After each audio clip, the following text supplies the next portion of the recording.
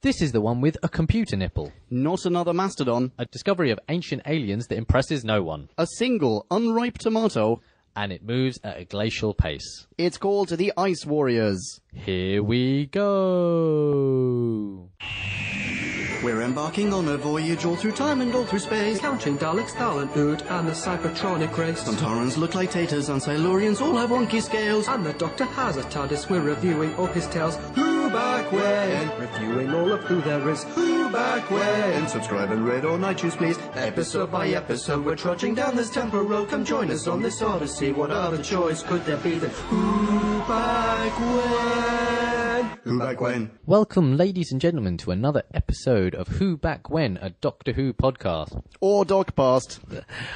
You join us at C039, the Ice Warriors. Dum, dum, dum. As always, I'm joined by my able co-host, Ponkin. That's me. Hey, man. How you doing? And I'm Nicolele, as always. How you doing, podcast land? As always. Yeah, as always. No, I don't think we have any housekeeping. So should we just jump straight in? We could. We could. Just jump straight in? Yeah, can I just say? Yeah. Really nice to have you on board for another classic. Thanks. It's been a while. Yeah, the classics are, they're a whole, I don't know what I'm saying. To be filled? Yeah. No, I'm excited about the Ice Warriors because they come with such history, and it's nice to see. It's another awesome origin story for me. Well, yeah. Well, I mean, it's the very first time that we encounter the Ice Warriors. Yeah. Pretty fantastic. Right.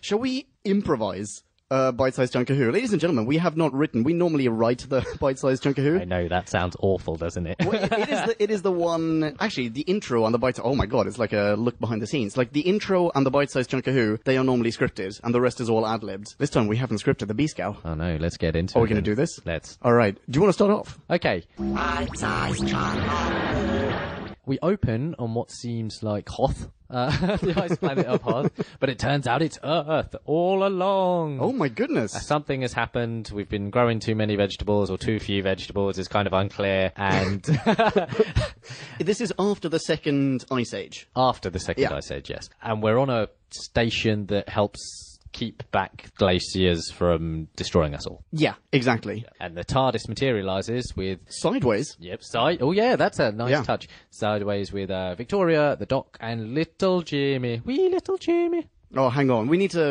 add a little bit more blurbiness to this B-Scow, I think. Yeah. There are scientists atop this mountain, which, by the way, it may be the Himalayas, but as this is during the second Ice Age, it may also be like the Bahamas. I feel like it might be Europe. You think? Yeah. I think they're they mentioned protecting Europe a Europe? couple of times. Yeah, I think Oh, I Europe suppose is you're their right. sector. Okay.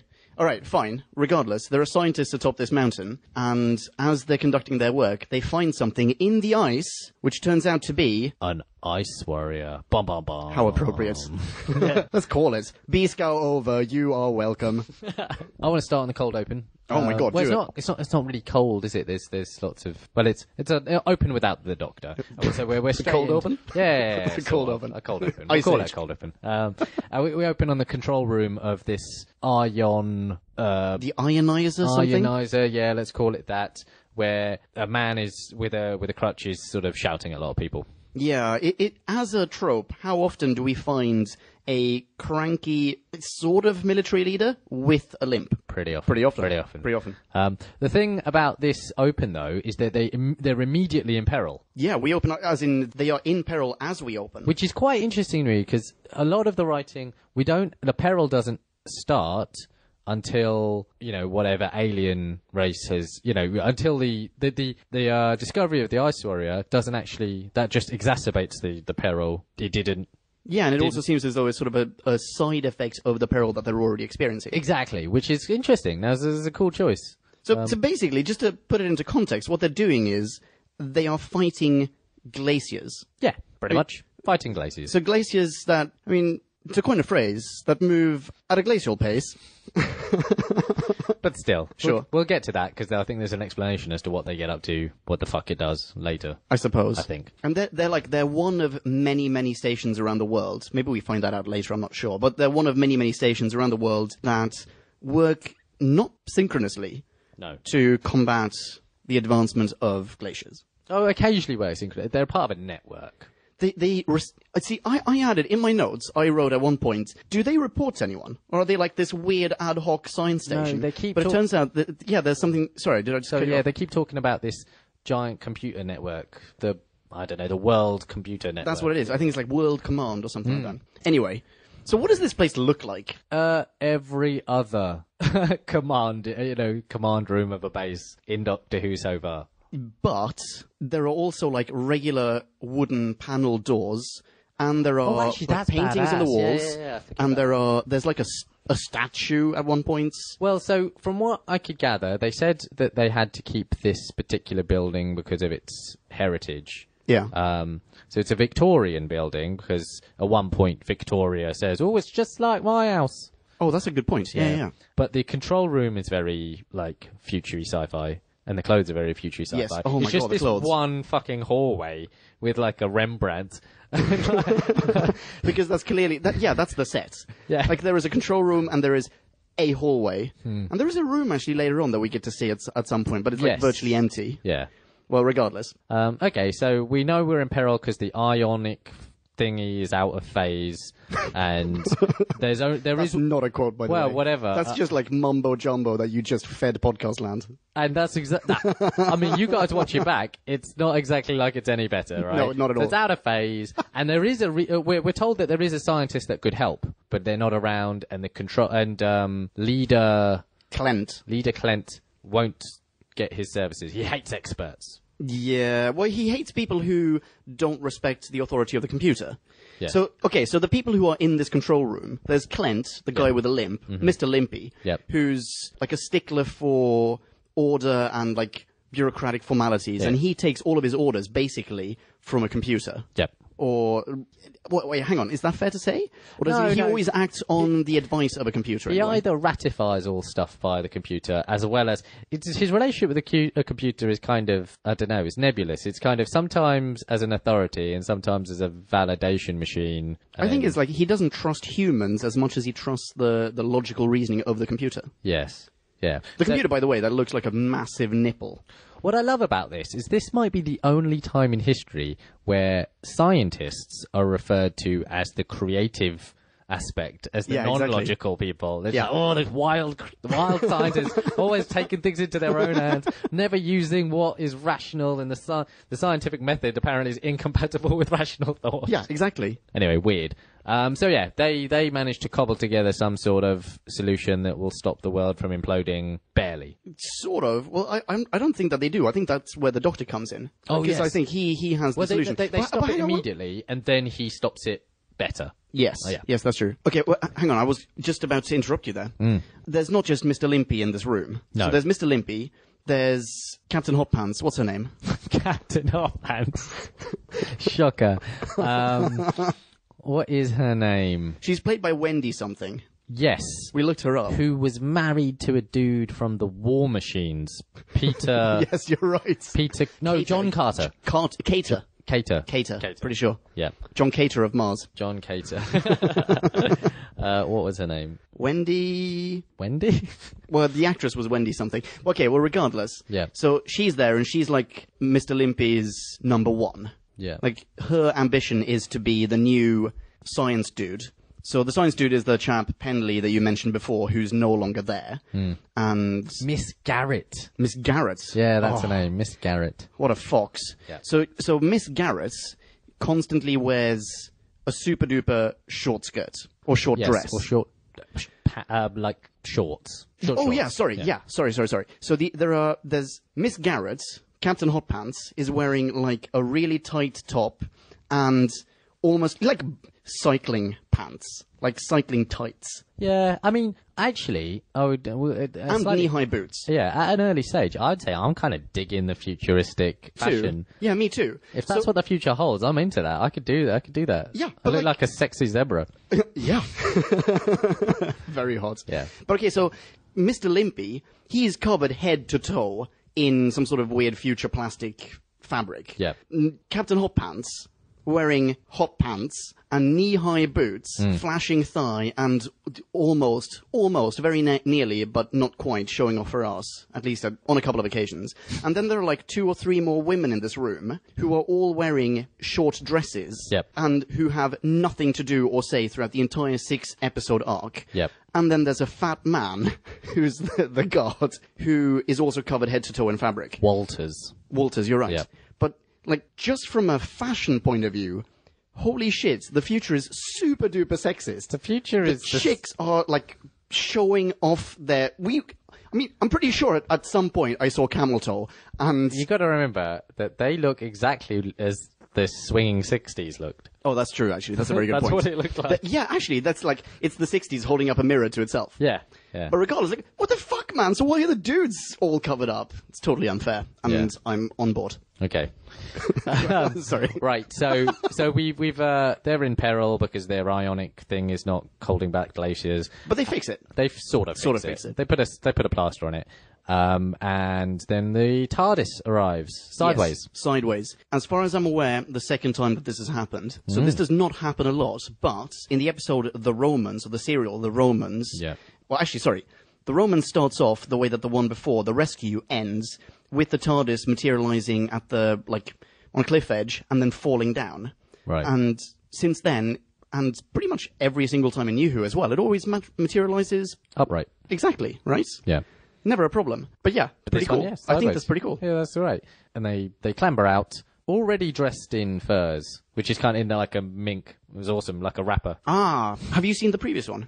No. The Abominable Snowmen. So they went from one super cold cereal to another super cold cereal, which is why they're already, like, they're sporting furs. Exactly. Well, they go then. Yeah. Yeah. So, and then they head to the base. Yeah, and as they do, like, a door opens, and 2, like, snow bombs appear out of nowhere. Oh, sorry, they come out of this weird, like, they're right next to this dome, right? These snow bombs come out of the dome. They've clearly stolen some shit from in there, like food or whatever. And then they dash off. Now, this whole thing is confusing. For a start, when does the Doctor ever hide on site? Like, usually he's like, you're the first people we come across, let's have a chat.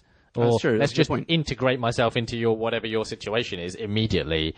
But they were usually like, no, we gotta hide. These guys have beards. But also, like, it's not very clever. It's like, oh my god, we need to hide behind this other object that will seem equally alien to whomever is about to step out of that door. And thus they hide behind the TARDIS. Yeah. So it's that solid plan. it's unclear as the distinction between these hairy folk and the scientists. Yeah, that's true. Yeah. But let's put a pin in the hairy folk. Let's put a pin in the hairy folk. We also get a... Oh no, sorry. So then the gang go inside, and what happens next? The gang go inside, and so more peril is still ensuing. Unbeknownst at this point to how much peril the scientists, because they start getting readings. They've just entered the room, and the Doc is just shadowing the leader Clent. But before that happens, they get the labels, they get the tags. Oh, that's a good point. Sorry, yes, I missed that point. So a woman that comes up, doesn't speak to them, will not respond to any questions, tags them for evacuation. Yeah, well, Victoria's tagged for evacuation, and Doc and Jamie are tagged as scavengers. Oh, yes, yeah, that's true. And this woman says absolutely nothing, and does not notice that they are strangers. Yeah. Which I think you can only read 2 things from that. Either, one, there are, like, thousands of people around, and therefore, like, she wouldn't be expected to know everyone, right? Yeah. Or she's a woman and therefore she's dumb. I don't know, because immediately I thought she was like a robot. But she's totally not a robot, man. She's like a flesh and blood woman. What I had assumed, she's like some sort of emergency protocol robot or something, you know, and it's coming tagging people. I am fluent in more than 3 absolutely, some languages. shit like that. But this is the first time we get to see the Victorian hallway, yes. which is not fully explained.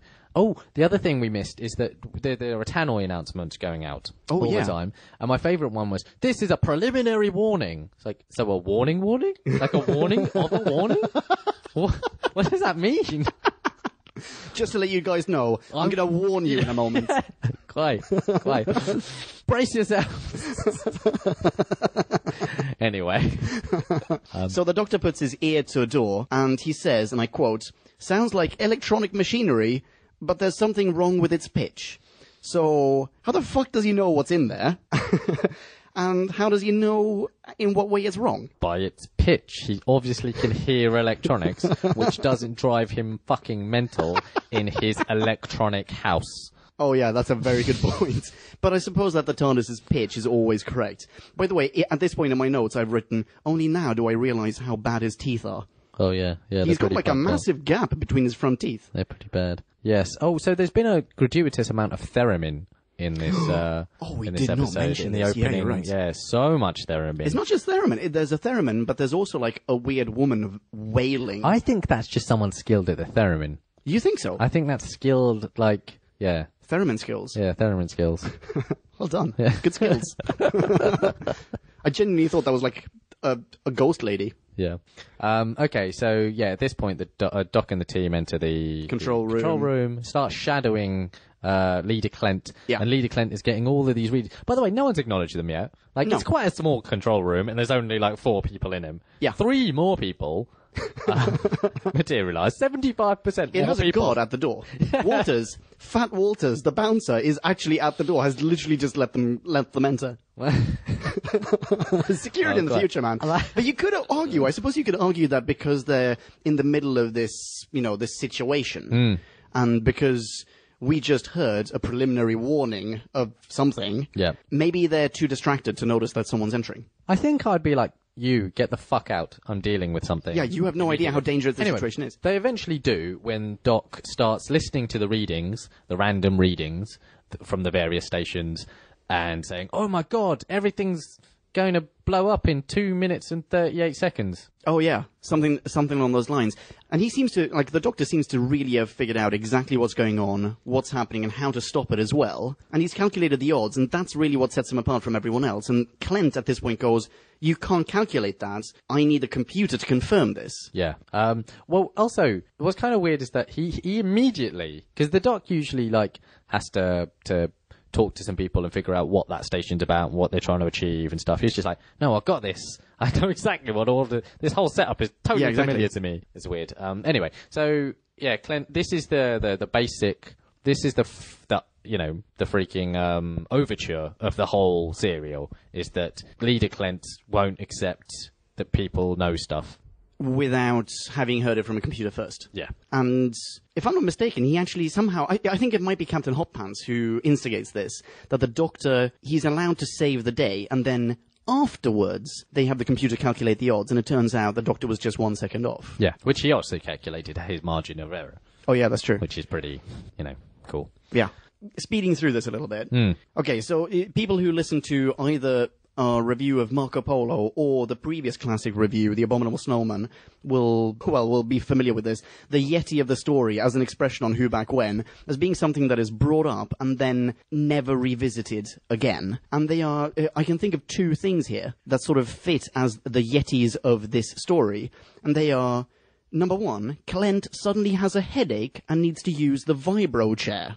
Which, like, wait, I thought Clent had a headache, and now he needs to sit down in that chair that George Clooney made in Burn After Reading. But also, like, he got a headache, and it seems like that's a massive fucking red herring, because you think that maybe he's sensing something, maybe he's dying and he doesn't want to give it up, maybe he's like, he's, who's the actor who plays the captain in Pacific Rim? I've never seen that movie. It might be Idris Elba. I think it's Idris Elba. Is it Idris Elba? I think so. What's right this guy got to do with Idris Elba? Because he is also a military leader who's, like, occasionally having headaches, and only at the end of Pacific Rim, spoiler for Pacific Rim, it turns out he's actually dying. Like, because he got radiation poisoning or some bullshit. But regardless, like, here we see Clent clearly having so big a headache that he needs to sit down on a vibro chair. But then that's never revisited. And the second one is the mention of where Doc and Co. might be evacuated to if they don't get out of the way. Oh yes, Africa. Africa. Let's soundbite Victoria's reaction to that, by the way. Oh no, not Africa. Now, I've never been to Africa. I do hope one day to go. Yeah, but I'm pretty same here. sure all of Africa want to say a big fuck you to Victoria.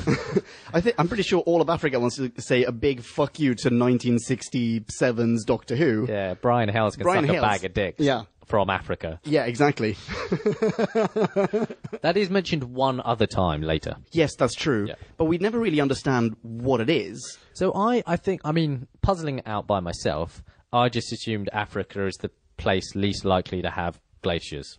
Yes, but okay, yes, that's true. Like, it's the hottest place remaining on Earth. Yeah, something like that. But they also say that, like, you'd be evacuated to Africa for, like, reconditioning or something. Rehabilitation, yeah, that's what it is.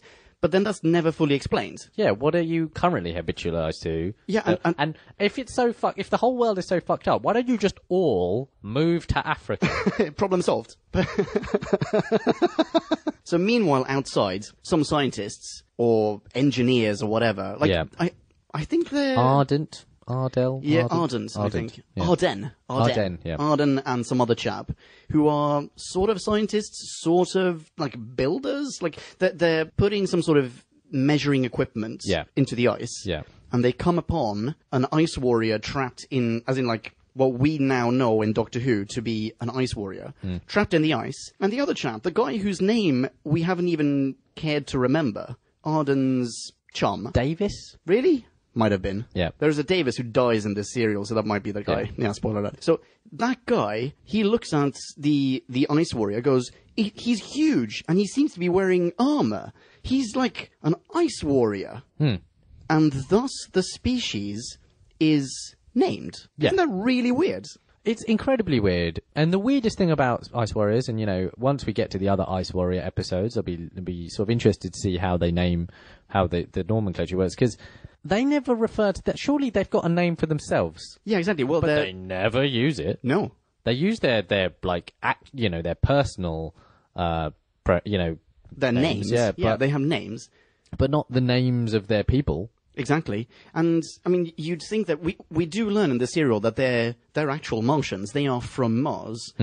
But you'd assume that means maybe the Doctor and the rest of the people would refer to them as Martians. Yeah. And they might have their own name, whatever, as you said. But instead, both parties continue to refer to them/themselves as Ice Warriors. I'm pretty sure that in New Who, they refer to themselves as Ice Warriors. Entirely possible. I mean, what doesn't make an awful lot of sense is that, for themselves to be Ice Warriors, that's just where they were stuck. Yeah, exactly. There's no, I mean, look, I'm sure there's lots of, it's super fucking cold on Mars, but there's no, who knows where they came from.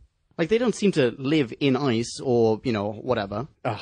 Anyway. No, it makes very little sense. Yeah, it's really annoying. Anyway, so they excavate this. And again, it's a bit of a frivolity that they do so, that they excavate, because that's not what they're there for, and they know it'll piss off the leader. Yes, but isn't it... I don't think it's so much because it'll piss off the leader that they do it. I think they do it because it's like, as in it's Arden... discovery, yeah. Arden is like, this is a fucking huge and super important discovery. Yeah. We have found what they probably think is some sort of prehistoric man. Yeah, they in think the it ice. predates the Vikings. Exactly, but seems to still wear armor. And yeah, absolutely. But they absolutely also feel like it's a bit of a fancy, isn't it? And they're like, look at this is cool. We want to do this. Fuck the work that we're supposed to be doing. Yeah, exactly. And I kind of feel for the leader.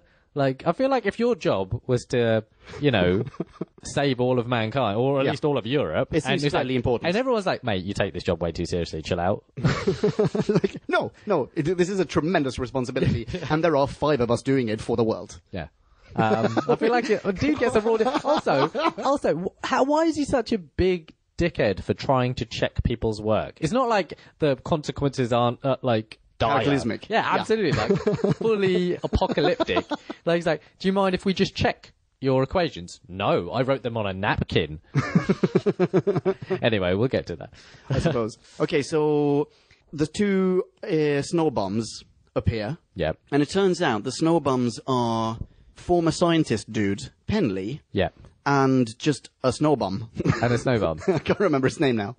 And they're like the odd couple, aren't they? Yes, they one's are. really neat and one's really savage. Unkempt. Yeah, one loves to cook, one loves to eat. There's a deep affection for them. Oh, yeah.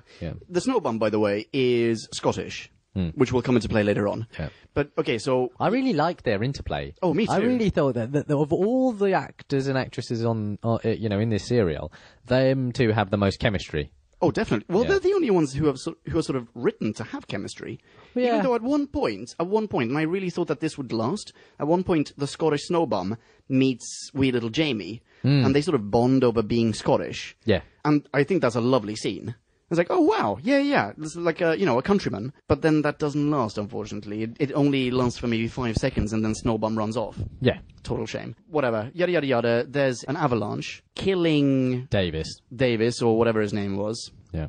And injuring the Snowbum. Yeah, breaking his arm. Sort of. Yeah. Also, it's just that I know that this is hard. I'm sure incredibly hard in the 60s to figure out the special effects of an avalanche and then show a set where people escape an avalanche. But what they seemed to do was crouch.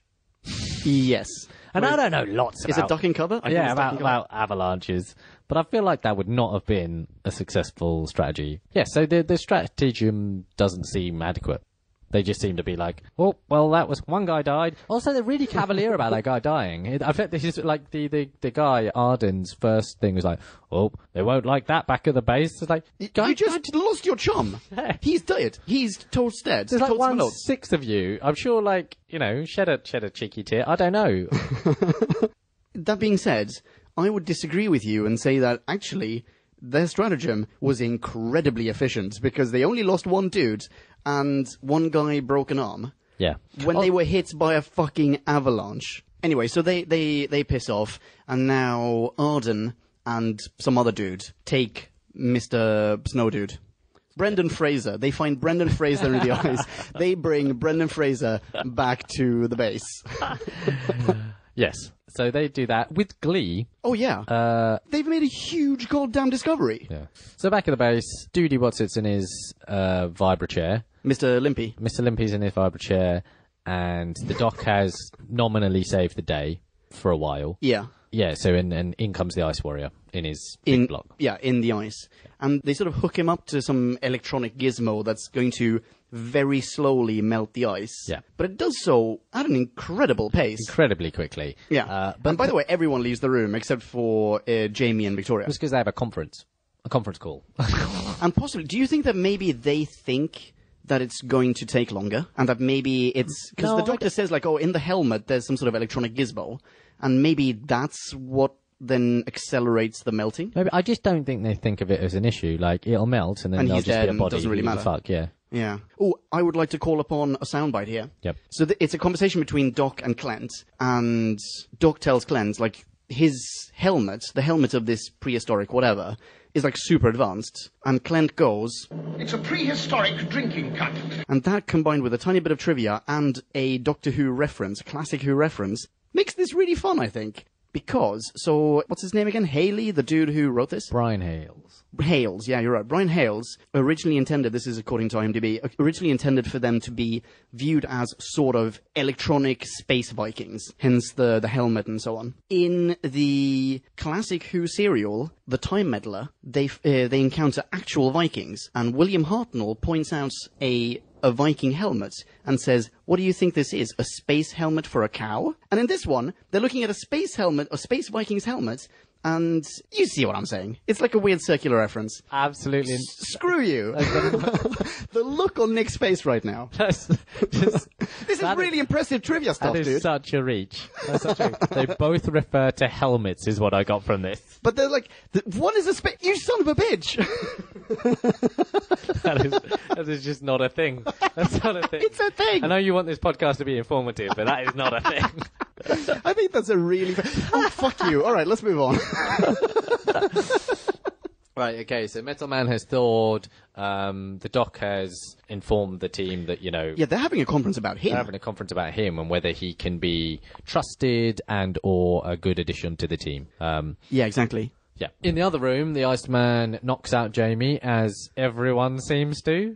How many times does he get knocked out? A lot. He got knocked out by, like... Cybermen? Yeah, Cybermen. Does he, I think? Yeah. Well, pretty much everyone knocks him out. Yeah. Oh, hang on, wait. Before he gets knocked out, he pervs to Victoria about Captain Hot Pants. Oh, yeah. He's like, did you see that dress she was wearing? And Victoria, who is Victorian, goes like, oh, God, no, it was so vulgar, so rude. Can't believe that she was wearing that.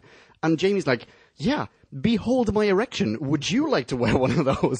That was so kind of cool. It was so It cool. was so cool for the 60s BBC primetime. I was like, damn. Do you do a good Scottish accent? Absolutely not. Nor I. And I'm pretty sure he says something like, "Oh, did you see that? Oh, I really cannot do that. Did you see the the camel toe? I can't do it. Why? Did you See the camel toe? on that lass? On that lass? On that lady? That's awful. Oh, that wee Awful. lass on the camel toe. We have to stop. That's great.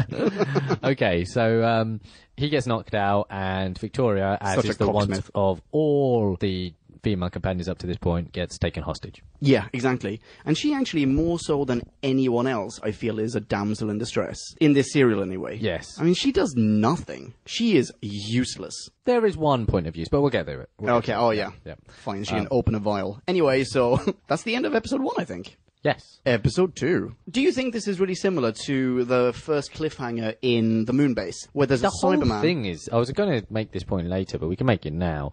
I think the whole story arc is close to the moon base, other than the fact that the Cybermen turn up surreptitiously, and the Icemen are discovered. Yeah, that's the Ice true. Warriors are discovered. But if you think about it, they do some hostaging. There's posturing to two camps, and stuff. There's a military leader who's not the best of good guys. Yeah, there's a sort of long-distance type disruptor scientific thing that can be a weapon. Oh, yeah, you're may or right. not. Yeah, exactly, because the moon base itself was basically doing to...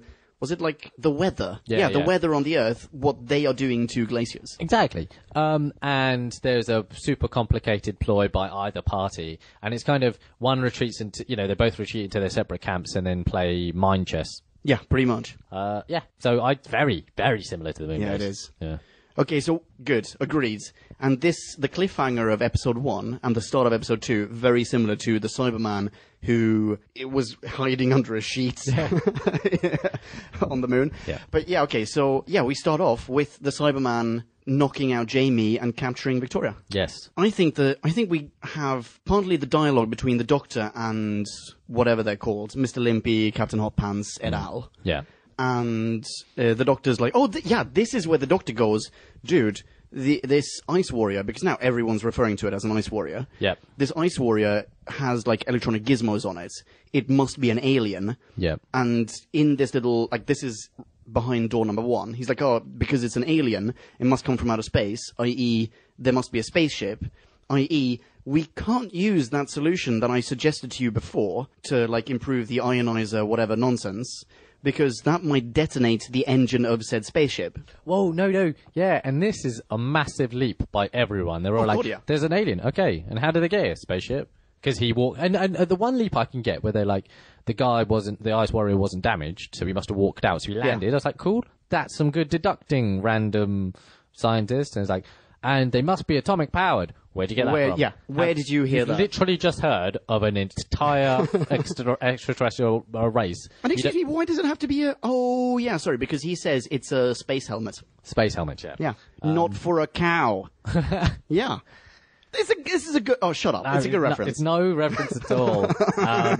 But yeah, so then they make the giant leap that it's an atomic-powered spaceship. And if Which they it were to turns out use- that it's not, Well, if they were to use their iron thing, then it might explode, Yeah. right? Which, okay, here's a couple of things. Atomic things don't just randomly explode. That's not really how they work. Yeah, and also- but the second thing is that haven't you been using this ion thing hitherto for years? Yes, but their solution, sans dock, it only sort of stops the glacier at the gates. Yeah. Whereas his solution, synchronized around the world, would basically save the Earth. That's how I understood it. Think so? I think he basically has devised a way Yeah. to solve everything. And it's not really him. Like, he took a theory of Penley's and expanded upon it. And Yeah. maybe that actually happens later. Just but- fix the equation. I Yeah. don't know. I think that happens later. The omega factor. Yeah, some Yeah, okay, maybe that does happen later. Anyway, so all of a sudden, Kablamatron, now Jamie wakes up, stumbles into the room, and goes, "Hey, Mr. Limpy, Captain Hotpants, Dockmeister, Victoria has just been kidnapped by this Ice Warrior. By the way, I also call it an Ice Warrior." Yeah. And then the Doc really wants to go, or everyone wants to go find her except for Limpy. Yeah, exactly. Like, Limpy doesn't really give a shit. No. He worries about his job. Which is fair. He gets so much stick for that. but it's fucking fair. I'm not sure whom he speaks to, but my next note here is Clint speaks into a black dildo. Does he? Yeah, I'm pretty sure there's like a microphone that looks exactly like a black dildo. That's just like one of those suction cup dildos. It's just like wobbling on a table, and he just bows down, speaks right into I it. do not remember that bit, but okay. Maybe you just started imagining your own episode at that point. That's very possible. Yeah. Or maybe this is my iPhone with its predictive texting going a little bit awry. All right, anyway, cut back to Victoria and what's-his-face. And the Ice Warrior. So the Ice Warrior is now demanding Victoria answer his questions. Yeah, Well, exactly. He rebuffs her questions and then asks her answers of his own. Chiefly amongst them, how did you unthaw me? Yeah, exactly. And also how long a time has passed. Yes. Oh, yeah. Actually, this is interesting. So Brenda Fraser goes like, how long was I under? And she's like, you were under since the last Ice Age. Yeah. Brenda Fraser does not know how long a time that means. Like, She does say thousands of years. Okay, yeah. And then he goes, oh, that can't be. It's like, you know when you went under, you know what we were up to as a human race? Fuck all. And now you're in a base. building. Like I feel like you might be able to deduce it's sometime in the future. It's not been like a decade. It's been, it's like we were throwing rocks at our own shadows when you went under. Yeah. And now we can control the glacial fucking movements of this planet. But also, like, he doesn't know what's going on. He has no idea. So fine, he knows that he's been under for a few thousand years or thousands of years, rather. But then he goes from like, I actually just want to leave. I want to thaw my buddies and my spaceship, and then I just want to leave. Yeah. To, I will conquer this world. But which worlds? Like, what does he know about this world? He knows nothing about this place. Well, okay, so there's so many things, and a lot of this is stepping on my conclusion at the end. But the big problems are the Ice Warriors' motivation. It's not that it's lacking; it's just too diffuse. They want to do everything. They want to leave. They want to conquer. They want to. It's like, why were you there in the first place? Let's start there. Well, they crashed. Yeah, but what? Where were they going? What were they up to? That's interesting. See, I didn't think that they were heading to Earth for any particular reason. I got the impression that they were like they were just in space. Yeah. Their ship malfunctioned, because they are, by the way, spoiler alert, they're from Mars. In fact, this is the conversation where they reveal that. So they're from Mars. They're nearby, relatively speaking. Their spaceship malfunctions in some way, and then they crashed on Earth, coincidentally on this mountain. Yeah, but then we're already aware that they didn't crash. They landed. No, he even says, we crashed. Yeah, but how... In this chat, he goes like, oh, we crashed. I thought because we deduced that they landed because he was okay and everyone's okay. So I'm unclear as to whether they crash landed or landed out of necessity. Maybe they had to land because there was a malfunction. I'm absolutely convinced that he says we crashed. Our spaceship crashed at the foot of the ice mountain. Okay, well if that's the case, I mean, they don't have to repair their craft in any way. No, that's true. That's true. That's also... This is fucking nonsense, dude. Isn't it, though? There's nothing wrong with this spaceship. Well, they're also, by the way, they're not out of fuel. Where I was... Spoiler for later. Let's get there later. But where I was going with this is that, isn't that, for a series that likes to do a lot of exposition, wouldn't that have been a cool area to explore? They came to Earth thousands of years ago because of X, and now they're here to finish their mission, or whatever it is. Maybe they came for the resources of Earth, and now they want to conquer it, or they want to leave and go get their armada and come back. Some shit. But exactly. There's nothing in. By the way, so here's another thing. Later on in Classic, and definitely in New Who, we have, what are they called? The lizard people. Silurians. Silurians, yeah, you're right. So the Silurians, they are indigenous to the Earth, are they not?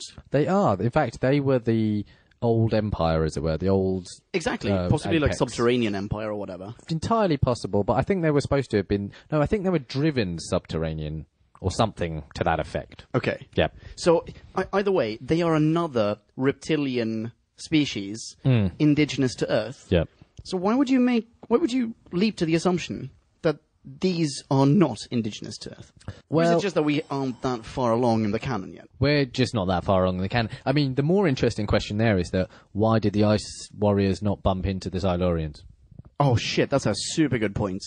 Yeah. In fact, you could have this whole backstory where like, oh, they went to Earth to have a dialogue with the Silurians. Dialogue, start a war, all that sort of stuff. Yeah, exactly. But I think that's just something that hasn't been written yet. I think it's just a hole because of Yeah.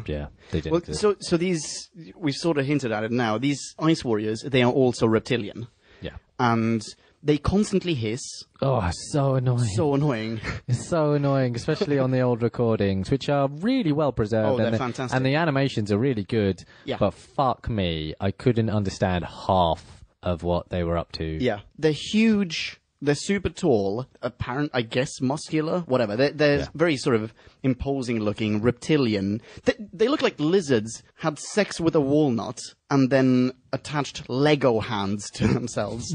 And that's them. No, they look like if an iguana was going to a costume party and dressed up as a rhino. Okay, I see where you're going. See where I'm going? Yeah, You know, yeah. It's like a walnut went to Comic-Con dressed as a Teenage Mutant Ninja Turtle.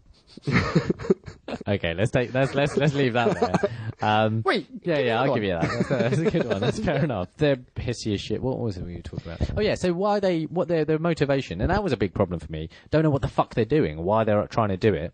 To be fair, he's just woken up after a few thousand years, so I'll give him he's groggy. Sure. But just generally speaking, I don't know what they're up to. But anyway, he needs Victoria's help to find out how they've been thawed, get those power packs, take him back to his warriors, and Yeah, because now he suddenly decided, fuck it, I'm going to conquer this world. Yes. Which came out of nowhere. Yeah. And, okay, so... But there's just no reason to. This planet, by the sounds of it, sounds like it's fucked. The people on it can't live in it. Yeah, but he doesn't know that because he's been under for thousands and thousands of years. Yeah. Anyway, okay. Well, actually, that doesn't matter because the last time he went there was also an ice age. So to him, like, he doesn't know about the whole, like, the glorious sunny period in between. He only knows, it's very snowy here. Maybe that's what And there are they like. mammoths. Yeah. Oh, it makes no sense. Anyway, so he threatens Victoria with a sonic gun. A sonic gun which will explode their heart in their chest or something to that effect. Yeah, I guess. Yeah. All right. And then they head off. Totally sure. I can't really remember where they head off, but they go somewhere. Back into the base, as it were. In the interim, what's happening? So has the Doc been recruited to be part of the Motley Crew? I think he has. And so he had to pass a test. Yeah. The When was 45-second test. Oh no, that's way earlier. Yeah, because Victoria's part of that. Yeah. Anyway, he passes who cares? the He passes the test. Yeah. And we've had this on a number of occasions. The Doctor having to pass some sort of weird glorified Interview, IQ test Yeah. in order to. Actually, wait. I take it back. Most of the time this happens, the test is not being dealt by another human. It's being dealt by some alien. Yes. Like the Daleks did it too. Yeah, they do that. It's never on the human, because the humans usually, he just ingratiates himself immediately. No one really questions it. It's like, okay, you're in charge now. Yeah, exactly. Behold our blueprints. Exactly. On the moon base, they were way more welcoming than these Yeah, guys. I suppose, yeah. At this point, Victoria and Ice Warrior Varga, who are going in search of the Brendan power Fraser. packs. Brendan Fraser. Are going in search for the power packs. And then we cut to... I think they find them. They do find them. They find them, and they knock out Captain Limpy. Yeah. Because Mr. Limpy's like, what the fuck are you guys doing? What the fuck are you? Bam. Raiding my goddamn power packs. Yeah. Kablamatron. It's like, you've killed him! And then off they go to go resurrect his pals. Yeah. Doc shows up, CPR's Mr. Limpy, and then Penley, who's ex-scientist dude, he shows up because he's there to find some medicine to heal his buddy. There's no... Yeah, his mate's Hobo. got an infection, and Yeah, he exactly. needs antibiotics. Yeah. All right, so now Doc and Penley meet, and this is... Well, actually, before we move on entirely, Yeah. this is the reason, or at least we get a little insight as to why the world is so fucked. Oh, really? Go for it. Where they eat a tomato. Apparently, yeah, you're in right. the museum where there are still vegetables. Yeah. Oh, yeah, that's my note. It's a fruit museum. It's a fruit museum. And so, if I explain this quickly, and tell me if I'm wrong here. Go for it. But scientists invent a way of living that means that we don't have to farm vegetables and stuff anymore, which means that the world creates less CO2, which means that the protective layer that keeps things warm disintegrates. Oh, yeah. Which and as a consequence... seems like the opposite of what's happening now. That we have too much it's global agriculture. cooling. Yeah, absolutely. And Wait, hang on. It's not because of too much agriculture that we have global no, warming. it absolutely is. One of the main causes is it's more cattle than it is. But yeah, actually, agriculture and irrigation, Cattle the things and that we fuck up. chemicals. Yeah, and the rest of it. But one of the top contributors. Stop me if I'm talking bullshit. Podcast land, get at us. But I'm pretty sure that I read about that. But what I'm saying is that we didn't grow enough vegetables, and now there's an ice age in Doctor Who. Exactly. Cool. That is exactly what happens. The insipid moral here is that don't trust computers And as a consequence... or scientists. Yeah, all scientists. And as a consequence, Penley, Mr. Science Dude, now runs a fruit museum.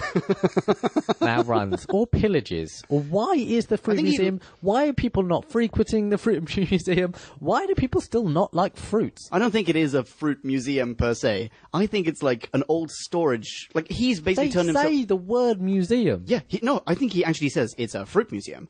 But, but I think that's just like... He has now gone from being a scientist to being sort of a makeshift botanist, and he's set up camp in this other place where he's grown some tomatoes. I think he's given it all up and started a greengrocers. But he's not sharing it with anyone. No, well, Like, there's a very... Well, he shares it with the his snow life bomb. partner. Yeah. Snowball. He's a snowball. He's a snowball. I nailed it. Why I did- fucking nailed it. He's a That took- snowball. That took 52 minutes, ladies and He's gentlemen. a snowball. I'm so proud of myself. Awful. Okay. Snobo. We have so much to cover. Okay, so God. he's back. He's trying to steal drugs. And Victoria's off resurrecting ice warriors. Which, let's not dwell too much here. But they resurrect them and find the ship. Yeah, exactly. Something. Well, yeah. They definitely resurrect the We troops. end the episode on them having hooked up the electronic gizmo to these other Brendan Frasers. Yep. End of episode 2, episode 3. By the way, so this is a 6-episode arc. Episodes 2 and 3 are available as animations that are done by a company called Curious. That's Curious with a Q. And the entire rest of the serial is perfectly intact, and you can watch all 6 episodes on Dailymotion. Yeah, just little in brackets. So, episode 3. So all the ice warriors, which all have names. Yeah. So, Zondal, Churok, Bintan, and Isbur. Ugh. Rintan. Rintan, sorry. And then, so the Doc and Jamie are off to find them. They want to go find Victoria, and the controller man wants them to do other things. To be precise. Well, who knows what the fuck he wants? Explain this to me. There are 4 Brendan Frasers, right? 5. 5? 5 Brendan Frasers. 4 of them in Varga. Oh, right, okay. And two of the non-Vargan Brendan Frasers have enormous helmets. Yes. As in, they look like... If the Brendan Frasers look like Darth Vader, then there are 2 that look like Dark Helmet from Spaceballs. Baseballs. Yes, quite. Why? I'm going to say that they're warriors, like warriors, like foot soldiers or something, and the others are more officers. Oh, maybe. It By makes the way, sense we that do you find might have out that different Varga is a commander. He is a He's commander. the leader. Commander Varga. Commander Varga? Commander Varga. Kavaga. No, I can't No, do it. you Anyway. can't. By the Snowball way, is your peak. Snowball. So fucking proud of that. So one of the Dark Helmets, I think, is played by Sonny Caldinez. Of all the fame. Yeah, he's appeared on Doctor Who before in Power of the Daleks. Yep. Bing bong, future pumpkin here. That should actually be the evil of the Daleks. Bing bong. He will reappear in a few episodes as an Ice Warrior. But if you go to the Power of the Daleks page on whobackwen.com, ladies and gentlemen, you will see this. Bing bong, me again. Yes, evil of the Daleks. Bing bong. He's appeared on The Fifth Element. He's had like weird cameos. Fifth Element. Raiders of the Lost Ark. Raiders of the Lost Ark. What else was it? I've entirely forgotten. It's something like huge. Yeah. Oh, James Bond. That's what it James is. Bond. Man with a golden gun. Like the guy. I guess he was like sort of a stunt man, but he's been in all these legendary films. Anyway, whatever. So he plays one of the. Actually, fun fact, Dark so Helmets. did Davis, the one that bought it. Oh, yeah. He was in like A New Hope, Empire, Strikes Wait, was it Back. Davis or was it Walters? No, it's Davis. Or was it Definitely Davis? Davis. And in just all of the Yeah, classic he played one of the movies sand and- people in A New Hope. He played like 6 characters in New Hope. Oh, really? Yeah, Stormtrooper, a sand person. Oh, awesome. Yeah, loads of things. That's pretty epic. Yeah. Okay. Shall we cut to a soundbite of the Doctor having a little bit of a Freudian slip with Mr. Clance, Mr. Limpy? Let's. There is one thing you could do for me, which would be very important. Yes, anything. What is it? Nice one. Nice. Right. Oh, and this is the scene where the Doctor, so Doc and Clent meet up in, what's his face? Penley's old office, I think. And Doc is going through like all these old notes and he's scribbling on the floor. And this is where he puts together what Penley wanted to do in the first place, which is this weird ionization process. Let's call it the Omega Directive. That's a really good name. That should have been the name of this goddamn episode. That's from Star Trek. Star Trek? Yeah, the Omega Directive. Which I Star think Trek? that's in Which film? Voyager, possibly. It's the secret directive. This is not a Star Trek podcast, by the way, but it's the secret directive that supersedes the Prime Directive. Cool. The Omega. So there's only the Prime and Omega. I guess so. So the first and the last directive. Yes. That's fucking bullshit, man. Star Trek Voyager. I still enjoyed Star Trek I think Voyager. it might be Voyager. It might have been at TNG. I don't know. The Omega Directive. Look it up. Interesting. Okay. Well, so I have a question for you. So he takes Penley's notes, Mr. Botany. Yep. He takes Botany Bill's notes, improves upon them, and Yes. finds this omega factor that will somehow cure the Earth of this second ice age. Right? Yeah. So Penley was onto this already. Yeah. Penley had a way of saving the entire Earth, and then he decided, actually, screw this, I want to run a fruit museum. Maybe, and from what I can gather, it was the bureaucracy that was holding him back. But also, maybe the Doc just improved immeasurably on it, or maybe he just tweaked it. I have no idea. But he was on to something, but he couldn't finish it. Okay. Shall we jump to Jamie and someone else heading off to save Victoria? Let's. So, Jamie and Arden. Is it Arden? Oh, it is Arden, Jamie yeah. and Arden. They go on their excursion, and they're supposed to be reporting back frequently, and they do once, and then Once is enough. once is enough. Yeah, because Arden fucking buys it. Yeah, so the Ice Warriors have set up a trap. Yes. With Victoria as bait. Such nonsense. But there are also so many, I don't know if it's now or if it's the next time, sorry to cut you off there, but there are so many times where the Ice Warriors go, she's an idiot, we need her to bring someone intelligent over here. Preferably with testicles. Yeah, it's like, bring someone intelligent here so we can talk to him. So fucked up, isn't it? So fucked up. Anyway, It totally works. what I don't understand, so at this point, they've been lured, Arden and wee little Jamie have been lured into the trap and gunned down with their sonic. Yeah, gun, exactly. Like their cannon, right? Which is supposed to, like, kill on sight, right? Explode your heart in your chest, liquefy your brain, something like that. Oh, yeah. And it actually And it does. It kills Arden. And at this point, I'm watching them like, fuck, wee little Jamie has bought it. Yeah. This is how he dies? It's so unceremonious. Yeah, exactly. I was like, that is so badass. Yeah, and I mean, had we not known that Jamie is like the longest running male companion of Classic Who, then he very clearly, sort of quote unquote clearly, died here. But what really baffles the mind, what boggles the mind, what flummoxes the viewer is, why does Arden die? Because Jamie survives. They're both humans. I think it's just, why does Jamie survive more than why does Arden die? I think that's the more I suppose so, yeah. question. As far as I'm aware, Arden doesn't like take more of a hit. He doesn't take a bullet for Jamie or anything like that. They're both there are two of seemingly them they being were gunned down by. horizontal, yeah. They're standing side by, like, shoulder Yeah, exactly. to shoulder. I don't know. But anyway, Penley finds them because he's off for some reason. Yeah. Scavenging. Is he? He's off. But he finds them. He's he? the one that finds them. Okay. And checks and finds that wee little Jamie's actually really remember this at okay. all. Yeah. He finds him and then drags him away. Oh, yeah, you're right. He does. And weirdly, so 2 points. Surprise, surprise. Number one, he has a blanket on him for no reason whatsoever, which he pulls over, with which he covers Arden's do you not dead have a body. Do you not have a death blanket just in case you found a dead body in the street? Do you not have one? Because that's how I mean, it's just That's protocol. No, that's totally how I roll as well. Here's the thing, though. It's just polite. Here's the thing, though. There's a bloody ice age going on. You may want to save your blankets. Like, Yeah, maybe not use them on the dead. I feel like that goes. in fact, no, take Arden's shoes. Like, Jack him. If I ever die, leave me the fuck alone. it just seems so absurd to me that he has this blanket that he pulls out of nowhere. Yeah. Anyway, so he takes wee little Jamie back to the fruit museum, Yeah. where, by the way, the snowball This is not a the- euphemism. No, it really is a not. fruit It's a museum. museum. So in the fruit museum, not where just- Penley lives with a snowball. Right. So, okay, so they're back in the fruit museum with the snowball. Yeah. And Jamie is in and out of consciousness, and he wants Yeah. to save the girl. And yeah, that's pretty much it. Yeah. For the moment. Yeah, I think so. And then weirdly, Victoria is just sort of released.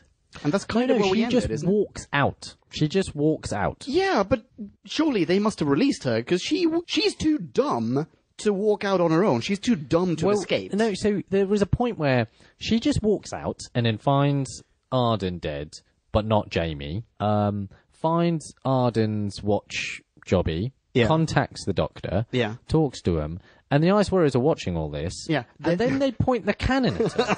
It's like, surely you made this happen. Just go get her, or don't let her leave, Yeah. or murder on the spot. It's like... Actually, well, why do you need a cannon? You've got a sonic gun jobby on your hands. but they do this. They point at her, and then they're like, let's just see how this plays out. Let's just see. Like, Oh, this is where we get the line. She's also very stupid. She has courage, but she is also very stupid. yes.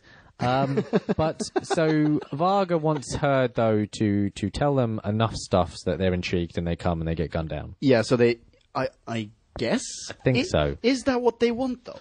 Well- Or do they not want something else? Because at some point, it may not be now, it may be later, but at some point, they reveal to each other, as in just expository dialogue between Brendan Fraser's, Yeah. that they are out of fuel. Well, the funny- And they need fuel from the base. Incredibly luckily, they also have ionic engines or some shit.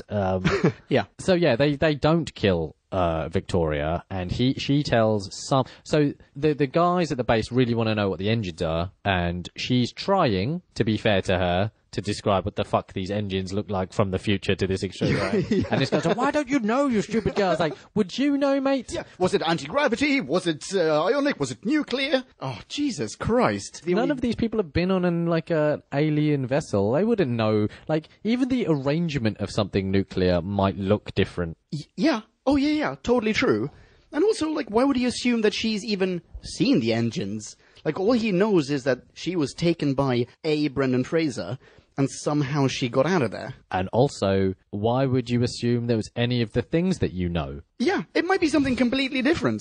Yeah, we power our spaceship on love. Love engine. I'm inclined to believe, given how this serial ends, spoiler alert, that they power their spaceship on ice. Anyhow, okay, let's move on quick. She's captured again for like the second time. Is she? Yeah, I think she's recaptured. Oh, I'm not sure. Oh, yeah, so hang on. So we've actually already jumped into episode 4 here. So we end the episode with them training their weapon on Victoria. Yes. And then, yeah. So end of episode 3, episode 4. In episode 4, they refrain from doing so and instead recapture her for information. For information that she quite clearly doesn't. Does not have. Because, I mean, they've now even witnessed her not being able to share said information with her compatriots. What would she be able to share them with her captors? I don't know. Yeah. Okay, so we have also here at the start of the episode, we have this wonderful scene where the doctor goes up to this massive machine and he goes like, "Is this a chemical dispenser?" And Mr. Limpy goes, "Yes, it is a chemical dispenser. All you have to do is this and this and this." And this machine, It's hilarious. it has like a dial, like a rotary dial on it, which is so great. I love that you're so advanced you've come up with a replicator, Yeah. but you can't figure out digital button. No, they have digital buttons as well. It's like you press in. Oh, yeah. You choose the kind of product you want, like the kind of chemical you want, by pressing one of these 5 buttons, because there are only 5, Yeah. and then you dial The recipe, exact chemical recipe. And anyway, he gets some water. But it is hilarious. The water's funny, actually. I thought that was, I that like was a that good as well. misdirect. Yeah. So then Vic somehow... I don't think Vic is recaptured. I think she runs off. And this is where we get that scene where she's being chased by Sonny Caldinas as a dark helmet. Yes, no, And but she's like no, she's not so quite bad at running She's not away. recaptured yet, but they want to recapture her. So Sunny Caldeas. Oh, yeah, sorry. In the interim, Doc has manufactured what is essentially a stink bomb. Yeah, I can't Because he remember what it thinks- was. because apparently in Mars it's all nitrogen. Yeah, and- yeah, exactly. I can't remember what the chemical was. I don't know. Ammonium sulfate or something. Something like that. Something smells bad. Yeah, which I thought was possible. I mean, I am rubbish at chemistry. I don't know this thing. But he also uses, I think, the same vial as kind of smelling salts. Because Yes. I think so. No, he uses something as smelling, or Penley maybe if it uses it as smelling salts Oh, maybe. to awaken one of the people. I don't know. Okay. Well, regardless. Yeah. So now Victoria is like very, very poorly running away. Yeah. And we get a scene, like, while she's being chased by Sonny Caldenas, in which she, like, straight up Vord hides, and Sonny Caldenas just, like, walks past her. Walks past her, go, nothing to see here, just ice. Not this girl who blatantly turned around. She turns 180 degrees and just stands by the wall, looks away, and Sonny Caldenas just, like, Brendan Fraser's past her. If I can't see you, you can't see me. Exactly. So she's caught by Tupac. Rock, should I say. But an opportune avalanche. Kills him, Yeah. but spares her because he is the one wearing armor. This is incredibly fortuitous. Just incredibly fortuitous. Frail Victorian lady who probably has cholera. And a cold. Yeah, quite. Typhoid Mary's fine, but the 7'4" space warrior, he's fucked. Snowdrifts are a bitch, aren't they? So my next note is, now everyone wants to know what engines their adversaries have. And the reason for this is, the Ice Warriors, they have run out of fuel, and they want to know, if I'm not mistaken, they want to know what kind of engine, like, what is it that powers the human base? They're looking for mercury isotopes. Is that mumbo jumbo again? No, that's real. That's actually what that's they real, say. yeah. Okay, they want mercury isotopes. Is that because they have run out of them? Well, it must be, right? Well, they say on so many occasions, we have no fuel whatsoever. Mm-hmm. So, yeah, okay, let's put a pin in that for later on. Yeah. Sorry, I'm just continuously aggravated by this. Okay. Store and Penley are... Store is the snowball. Yes, the Snowbow. Snowbow and Penley are still tending to Jamie, wee little Jamie. Yeah. And is it this point they find out he's paralysed? Yes, I think so. Like, he's got up, he's kind of mobile, and then, sorry, he sits up, but he can't stand up. Yeah, because his central nervous system's fucked. Yeah, exactly. And this is also the bit where we get the Scottish off, where the Snowbow and wee little Jamie are like, oh my god, who can be more Scottish? Also, we are totally best friends. Yeah, they're loyalists and they hate Exactly. scientists. Yeah, which I think is kind of fun. Yeah. I mean, to wee little Jamie, being a loyalist means something very different. Yes. Okay, so Snowbow has gone and finds Victoria in the ice cavern, which at this point is quite deep into the ice cavern. Oh, it's super and deep. sees that she's Super deep, pinned man. by... It's balls deep into the cabin. Her hands are pinned by a dead ice warrior. Yeah. The Lego hand of Sonny Caldenas. Which, by the way, hang on, sorry, this is something that we failed to talk about before. So, this is, as you just said, this is super duper balls deep inside the cave. Yeah. When Victoria was speaking to the base, and she was equally deep inside the cave, she goes, I don't know. I can totally see the base from They over could here. have been at the entrance of the cave. Okay, fine. No, because the spaceship is not at the entrance of the cave. I don't Is know. it? Is it? Oh, maybe it is. Maybe. Oh, because it pisses me off that she's able to see the base from inside the cave because she's inside a cave, and it also pisses me off that the spaceship, the Brendan Frasers are able to train their gun, which is inside the cave, at the human base, which is not inside the cave. The logical spatial awareness of this is That not makes no what sense. bothers me, though. It's not what bothers me about Oh, the it's show. one of a myriad things that bother me. Anyway, yeah, sorry, I cut you off Okay, there. yeah. So Snowbow rescues Victoria. Yeah, And Penley. Penley goes and finds the doc, brings him to Jamie. Yeah, exactly. Or is it the other way around? Does he bring Jamie to the doc? No, because Jamie can't walk, so he finds the dog. No, but doesn't he drag him somewhere? And there are wolves at one point. I think that's later on. Okay. Yeah, I know that I've made a note of it. We haven't reached that bullet point yet. But, so, anyway, he finds the doctor, goes, oh, you're a friend of that Scottish chappie. And he's like, oh, he's fine. Oh, great. Yeah, let's go back to your pads, the fruit museum. And this is where the doctor... I think the doctor sort of... I think this might be another plot hole. Because I think the doctor sort of cures Jamie of his paralysis. But the next time we see Jamie, he is still paralyzed. No, he doesn't cure him. He just says, you'll be fine. Later. Oh, I It's see. not a permanent thing. One thing we have moved over Yeah. is Snowbow and Snowbow going to talk to the Ice Warriors. Oh, yeah, you're right. Oh, that's actually why he goes out. Yes. Because he's like, I hate the scientists as much as the next guy. Like, the enemy of my enemy is my friend. I'm going to go speak to Brendan Fraser. He's going to be super chuffed that I want to help him. But they are not. They kill the shit out of him. Well, they recapture Victoria to use as bait again. Because it worked so well the last time. It's like, what is she on now? How many captures is she on? And also, like, I mean, she has now successfully acted as bait to bring in the Snowbow, right? Yeah. So why do they kill the Snowbow? Like, why not just Well, keep him? they kill the Snowbow because somehow they easily. I think it's just from his clothes that they figure out think that you're he's right. not. Because later on they tell the doctor, your You clothes look are like the exactly like the scavengers. Exactly. So they kill him because he's not of use, pretty much. Okay, I've got another question for you. So he's a scavenger, as in he is an actual honest-to-God Snowbow. Yep. He's not a scavenger in the sense that, like, they send him out to gather food for the human scientist base. Well, I'm not entirely sure because they seem to let him come and go as he wishes.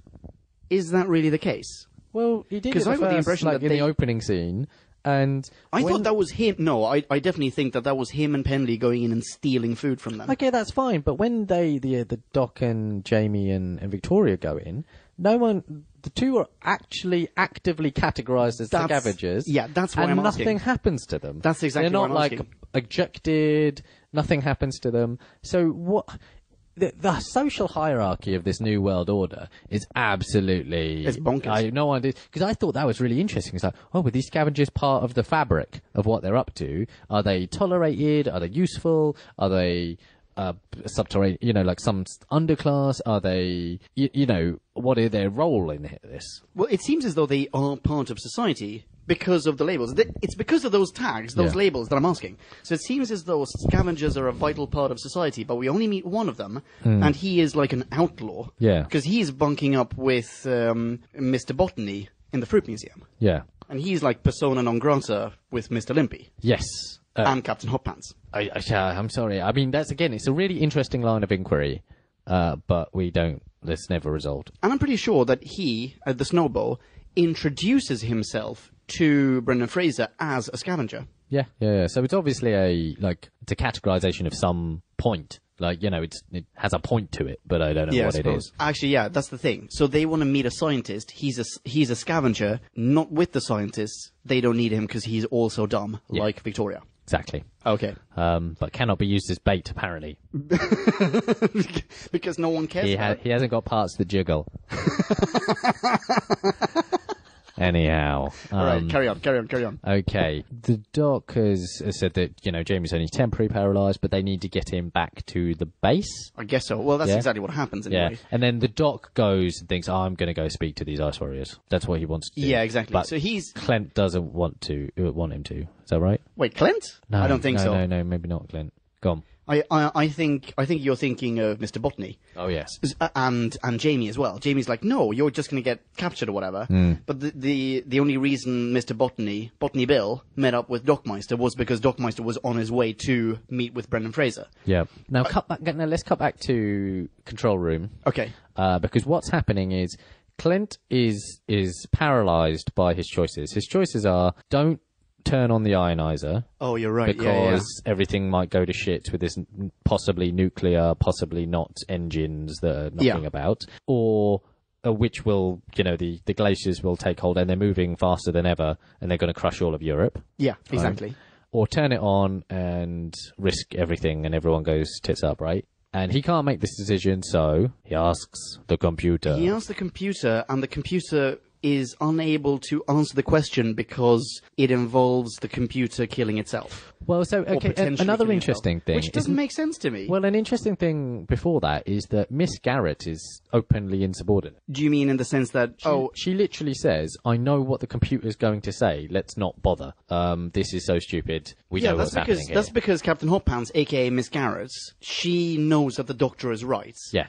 And very possibly Mr. Limpy knows that the doc is right as well, but he's like, no, dude, we need to hear this from a computer first. But she has at this point been ultra loyal. Oh, oh yeah, we forgot to say, she blasts Walters, as in kills him, That's doesn't later. fuck him. Oh, is it later? Yeah. Oh, maybe it's But later. there is another point where she goes and tries to solicit Penley's help, and that might be in the next episode. Oh, I don't remember that at all. We'll get to it. Okay, we'll get to it. But, okay, so anyway, what I find interesting, what you started to talk about, but we haven't finished that point yet, is why can the computer not answer the question? Because, it has self-preservation, which, again, seems illogical, because that's a fucking emotion, man. Well, if it's there's not necessarily emotion. It's fine to be able to calculate the probability of your own Okay, sorry, being it's not an knocked out. emotion, but Yeah. like... But the problem there is that if you as Clint, your job, your remit is to preserve as much life as possible, Yeah. then fuck the computer. Yeah. And actually fuck yourselves too, right? Like, Well, no. I think there's something else. I think, forget about Clance / Mr. Limpy. If the computer is meant to be just this machine, this logical machine. Yeah. If this logical machine is asked what is, well, basically an equation. yeah. Yeah. It should just give you an answer regardless. It wouldn't potentially lie to you or refuse to give you an answer because that answer might ask of you to turn off the computer. Well, isn't it? That's like the computer acting quite emotionally because it's like, no, fuck it. I need to preserve my own life. I'm afraid to tell you the truth. I mean, the trope here is that's Asimov's first rule of robotics, isn't it? Isn't that I must always do what people ask of me? I cannot do what a person asks of me if that causes the death of another person. No, I think the is first that what you one. mean? No, the first one I think is I must actually I'm going to look it up. But I think it's something to do with self-preservation, and then the second one is unless it, endangers humans. But you could also argue that it endangers more humans, right? Because we're talking about all of Europe. I was wrong. It's the third law. So the first one is a robot may not injure a human being. Okay. Second one is a robot must obey the orders given to the human unless it conflicts with the first law. Yeah. And the third one is a robot must protect its own existence as long as it's as such, protection does not conflict with the first or second law. Okay, sure. But we're not just talking about potentially losing the human lives living in this base. Yeah. We're talking about losing all of Europe. Yep. Surely a logical machine would be able to calculate, and in fact, that's the opinion that I'm sort of banking on. Just going, let's sacrifice, I don't know, 10 people here, or the 100 people, or the 1,000 people here. Exactly. That's what I'm saying. To preserve all life across Europe. I was sat there just like, okay, you're going to have to blow up the ship. You're going to have to blow up exactly. yourselves, and sorry about the radiation and all that, but, Oh, wait, hang on. Yeah. Thought of something else. Go on. If they blow up the base, or if the base blows up, then there is nothing left to protect Europe. True, but isn't their situation just going to save Europe in all perpetuity? Possibly. I don't know. Oh, I'm not sure. Anyway, let's say that's the case. Yeah, either way, I don't get why the computer refuses to reply. And also, if the computer refuses to reply, isn't that already an answer in itself? Well, quite. All right, whatever. So Doc now he's now at the spaceship.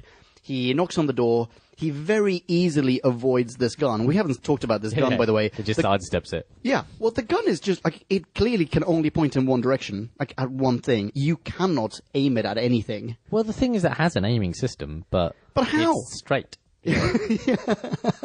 Anyway, so he knocks on the door.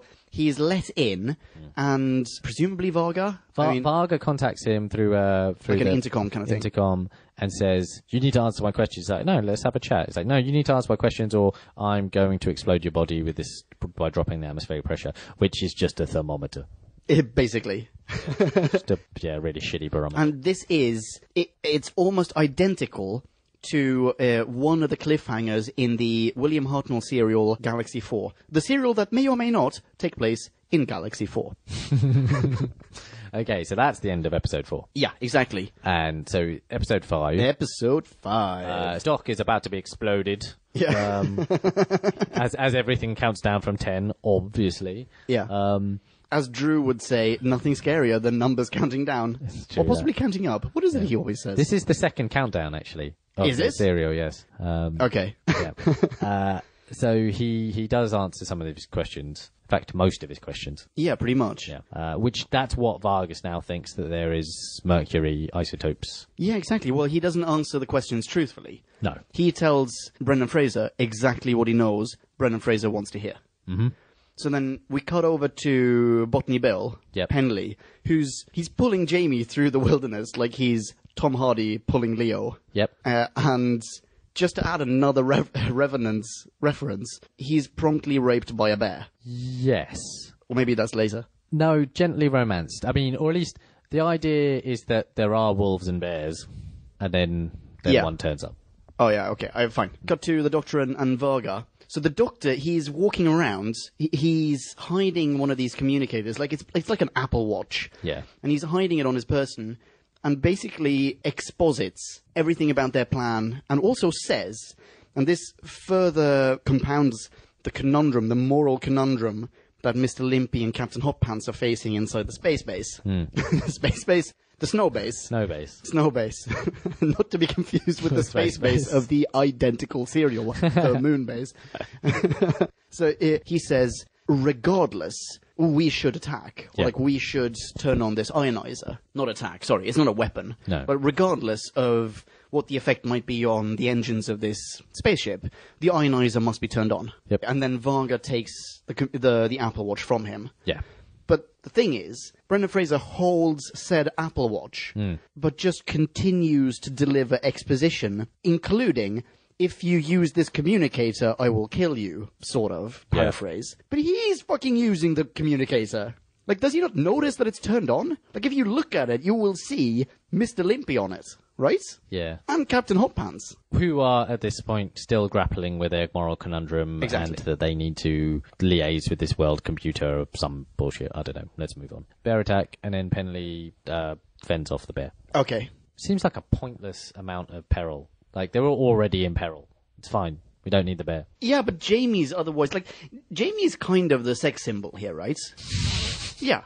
I mean, in 1967's Doctor Who, I see. Jamie is, I mean, you were just like, in this serial, that's in his the role. serial. No, but like, he's the adventurous sidekick. Yeah. Victoria's the girl who's constantly in peril. And the Doctor's a bumbly Mr. Magoo. Yeah. Yeah. So you can't have a 6-episode arc in which the adventurous sidekick is just out of commission. So you have to put him in some kind of danger, right? I guess so. He's on screen. Yeah. So, bear attack. Problem solved. Fair. So Penley and Jamie actually make it to the base. Yeah. And this is the return of Penley, essentially, back into the fold. Yeah, exactly. Or at least we think so. He's like, I don't really agree with you, but you are my species. I'm going to help. So they're talking it out, and Clint's pissed off, and Penley's pissed off. Yeah. And Clint gets the bodyguard to zap them. Yeah. Zap them both, which, one of them's paralyzed. It does he even do it? Yeah, exactly. That's a really good point. Like, it seems as though, I think Walters just acts on his own. Oh, entirely I don't possibly, think yeah. Mr. Limpy goes, hey, fat bouncer. Yeah. I mean, Penley does a relatively eloquent, we need to act. This is our decision. We need to make decision. Yeah, don't wait for the Stop computer. being such a make a decision. wet blanket. Yeah. Exactly. And Mr. Bouncer, he flat out, zaps him. he zaps him. And then Boom, takes done. them to the brig or whatever that is. Yeah. To the medical centre, actually. Oh, yeah. Yeah, because they say, oh, we're not a first aid centre, but actually... But we are one. Yeah. But we do have one. Yeah, exactly. Yeah. So now Brendan Fraser, as in Varga, and at least 2 of his Brendan Fraser buddies, Ice Warriors, they now also go to the snow base. They go to the snow base. They leave one behind to train the cannon on the snow base. Yeah. Why do they need to go? They have an Apple Watch. They've got the long-range cannon. Yeah. Let's just stay at home. Yeah, they don't want that. Oh, no, they need to go get the stuff. Oh, yeah, you're The right. fuel. So they go there, they fire like a warning shot at the snow base. Yes, which almost completely fucks the snow base. Oh, it like demolishes the roof or whatever. So... And then it's at this juncture, because they only managed to fire the warning shot, because the Doc and Victoria were hatching their scheme to throw the stink bomb at whichever Brendan Fraser has whichever, remained there. But hang on, there's something that we're missing, because at some point Captain Hot Pants zaps the bouncer. I think that's later. I think that's now, because he is already zapped when Brendan Fraser arrives in the room, and then while he's on the floor, he tries to kill Brendan Fraser. Okay. This is the events. Okay. Doc and Victoria stink bomb Guy. Yeah. Right? Guy has enough strength in him to send the warning shot. Yeah. Yeah? Yep. Okay. The warning shot hits the spaceship. Hits the snow. Oh, you're snow right. base. The snow base talks to Varga. Yeah. Varga says, I'll destroy you with another shot. Yeah. Walter goes, you have to give in. He will absolutely destroy us. Clint says no. That's when Walters goes fucking mental. And Captain Hot Pants zaps him. At some point, by the way, well done. Audible high five. What up? That was a pathetic high five.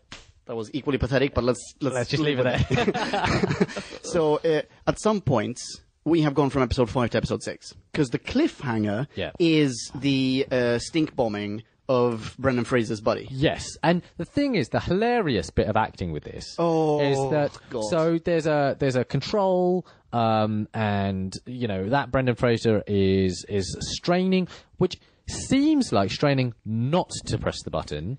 And it seems like Troughton is urging him to press the button. Is he? I don't know, man. Because ladies and gentlemen, because you see that twice. You see it at the end of episode 5, and you see it at the beginning of episode 6. Episode 6, and both times it's exactly what that looks like. That's interesting. Because, okay, ladies and gentlemen, so Nick and I, we talked about this before we pressed record, and I'm not sure that's what happens. I feel like the Doctor is trying to prevent him from firing at the base. That's what seems logical, and that's what I thought would be happening, but that's not what I saw acted. What I saw acted was the opposite of that. But so maybe I'm just wrong. Maybe that's exactly what the Doctor does, because he's like, well, it's a warning shot, it's not going to kill anyone, and that way we're throwing suspicion of what's going on inside the spaceship. That would be much better than the acting is awful. So let's go. Speaking of awful acting, there's another bit here. This is like, with the exception of this one scene, Victoria is utterly useless and stupid. And the only time in this entire 6-episode arc when she is of any use is when the Doctor is telling her, like, pretend to cry really loudly so that I can whisper in your ear at the same time what my plan is with the stink bomb. Yeah. And the Doctor is unable to actually open the vial. Yeah. But Victoria is able to, like, unscrew the cork, basically. Yeah. Yeah. And that's it. And then she stink bombs. Oh, she has relatively quick thinking as well, because whilst he isn't able to do the vial, she distracts the... Oh, yeah. She's like, there's some water on the floor or something, which is like... I love that's your distraction. Yeah, I love it. And I love that he looked. He's like, you're lying. Why am I in this corner? Like... Like, he leaves his post. He leaves the weapon, like... To look at a puddle. So dumb. Yeah. Anyway, so yeah, episode 6. Yes. So at this juncture, the cannon's fucked. Yeah. Well, no, I think in the meantime, the cannon Doctor is fucked. Yeah, he's about to sabotage it. But so while Brendan Fraser, sorry. Oh no, I've got this. So Brendan Fraser's, if that's the right collective Brendan pronoun. and the Frasers. Yeah, Brendan and the Frasers have a chat to Clint, and they negotiate to have a negotiation free of based on trust and free of booby traps. Yeah, they're very keen to not be booby trapped. Yeah, but also like we need to be able to trust each other. You humans, whom we literally just sonic bombed. Yes. Yeah. So they come under the idea of coming in peace, and Walters, who's just been zapped, thinks, yeah, I'm still gonna zap these guys. Yeah, I'm still gonna be a good guy. Yeah. But then he's sonicked to smithereens. Absolutely. Like he's straight up killed. And and they're like, hey, you did booby trap us. That was literally what you said you wouldn't do. And Mr. Limpy goes, we didn't plan on that. Problem solved. Well, diplomatic. Well, no. I think the Ice Warrior is still like, okay, we're going to take all your stuff. No, they're like, give us your fuel, give us your mercury isotopes. Yeah, but that's what they're going to do anyway. Yeah, no, but Clint's like, we don't have any. That's not what we do. You're right. We don't have. Like, but no, the Doctor told us that you do. Yeah. So that's like one of you is bullshitting us. And they're like, we're just going to open it and take this shit anyway. They say, well, if you do that, everything goes tits up. We can't live. And we're exactly. Yeah. So, and it's at this point that Penley hatches his scheme. Yeah. And which is really advantageous because the Doctor comes up with his scheme all at the same time. Yeah. Well, it's a joint scheme. Okay. So yes. Okay, well, actually, everyone has a scheme. Everyone has a scheme. So Brendan Fraser tells Captain Hotpants, I don't give a shit about Mr. Limpy. You, Hottie cycling tights. Wow. Captain Hotpants. How long ago with Snowbow?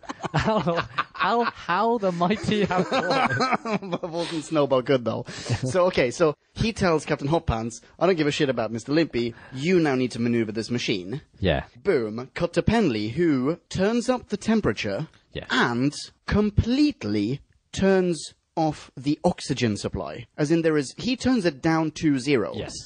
by the way, if you're wondering if he turns it back up again, no, he doesn't.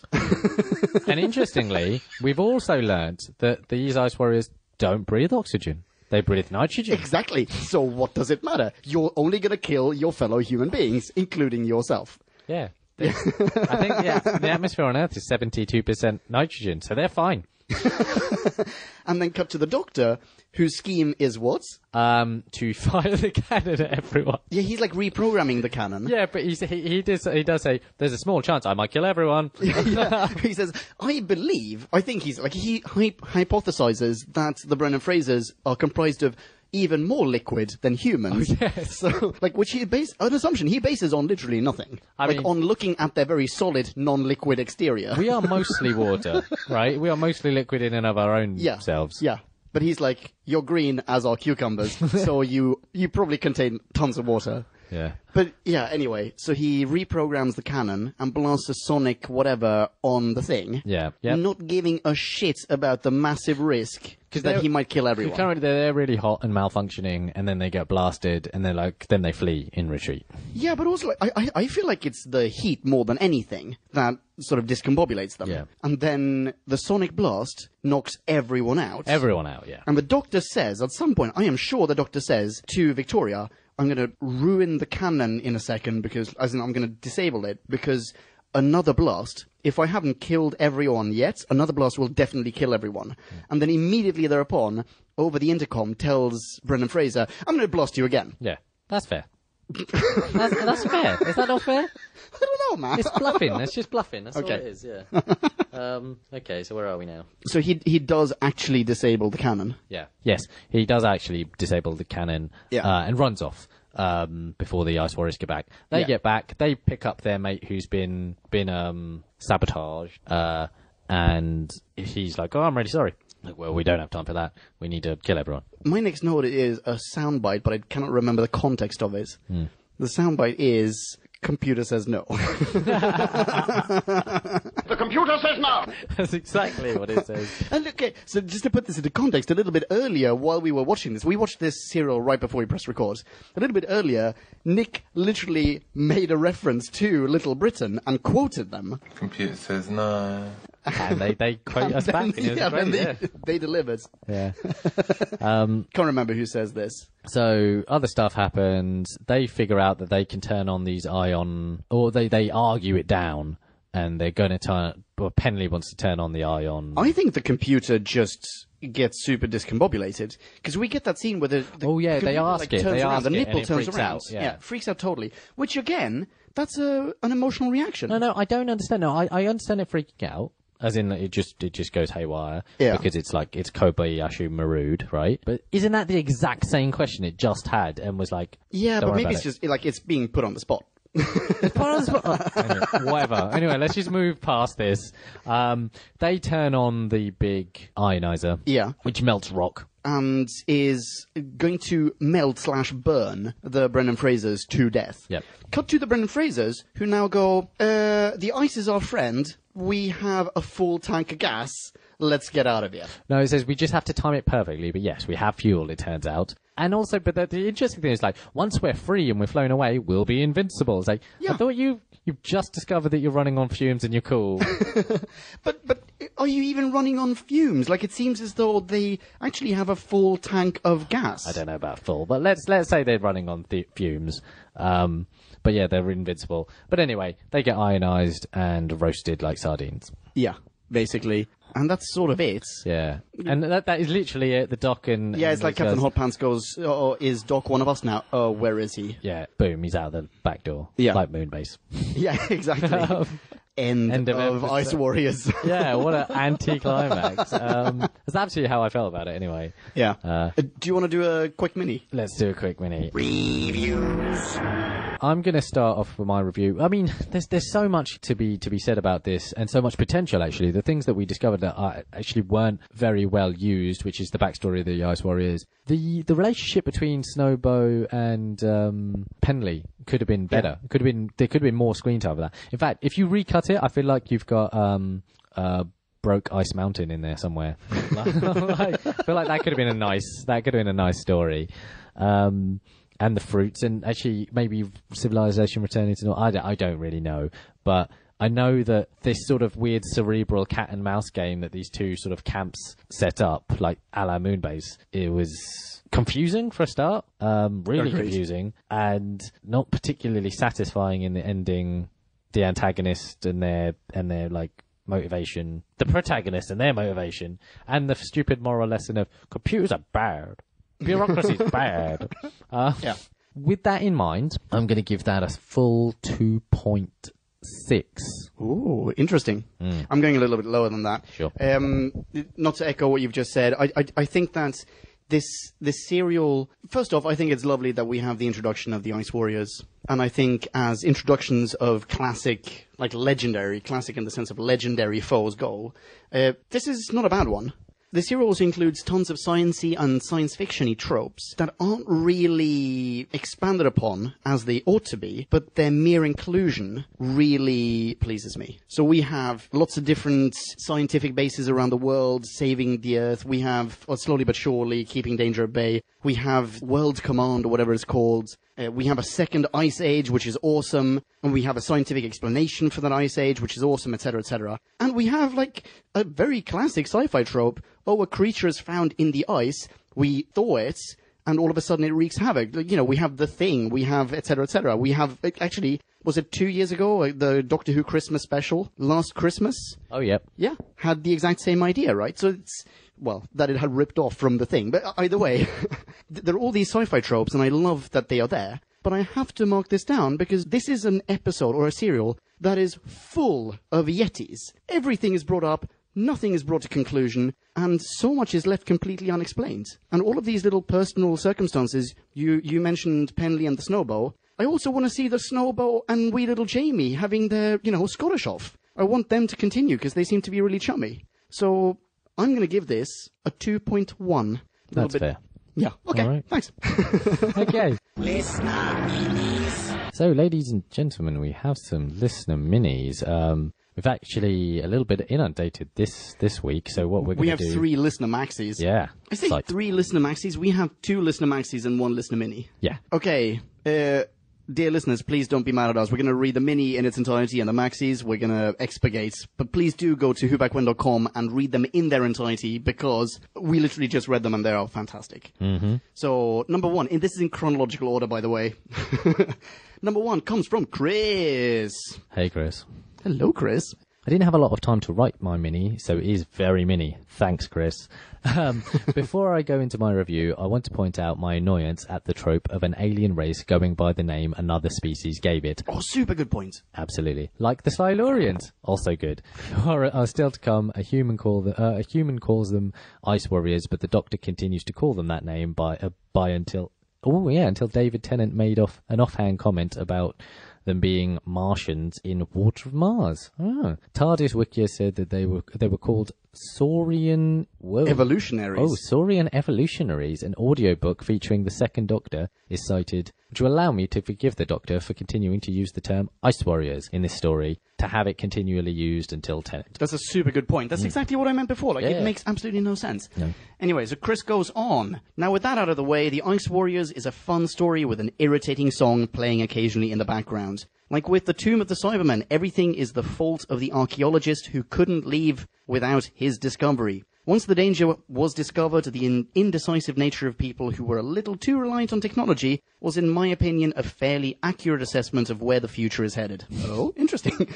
The scientists versus loyalist storyline was interesting, but underutilized. Agreed. All in all, I felt like it was a middle-of-the-road story, but I mark it up for the laugh I got watching Jamie fantasizing about Victoria in a skin-tight outfit. I give it a middle-of-the-road 3.1. I love everything about that. Super good. Yeah. Very good racing. Other than the actual score, I think I'm in accordance with everything there. Yeah. No, I totally agree with you, and I kind of agree with Jamie as well. Nice one, Chris. Thank you very much. People, do you want to follow Chris on Twitter? Sorry, he hasn't listed his Twitter handle. But perhaps he will with his next one. But if you know him in real life, tell him hi from us. Yeah. Regard all Chris's. As if they just wrote that review. Thanks, Chris. So the next one is from our esteemed listener, SGamer82. Steven. How you doing, Stephen? Hey, Steve. Quick excerpt from this one, and read the rest on the side. So after making several cogent points, S-Gamer writes, "This is a story where I felt the companions did not get a lot to do. Victoria was a damsel in distress through the majority of the serial. Poor Jamie got run through the ringer, getting beaten up, shot, paralysed, and knocked out throughout the course of the 6 episodes. In this case, it was the Doctor and the locals who were the stars of the show." Yeah, good point. Yeah, I'll agree with that.